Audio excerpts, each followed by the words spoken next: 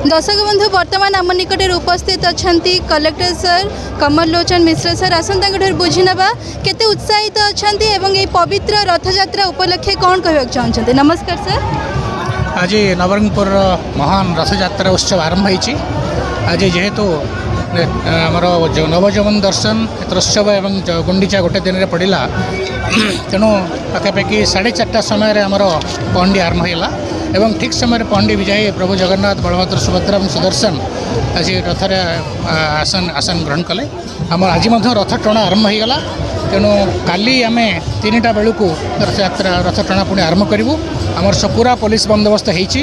आमर सरकारी अधिकारी माने जो दायित्व अच्छा सब निज निर्वाह कर। आमर समय निर्घंट ठीक रही।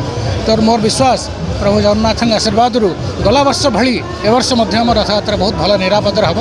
तेणु समस्त सहयोग मुझे कामना कर चैनल माध्यम। सर 9 दिन धरी वर्षा लगी रेबे मौसिया मंदिर कौन व्यवस्था रही?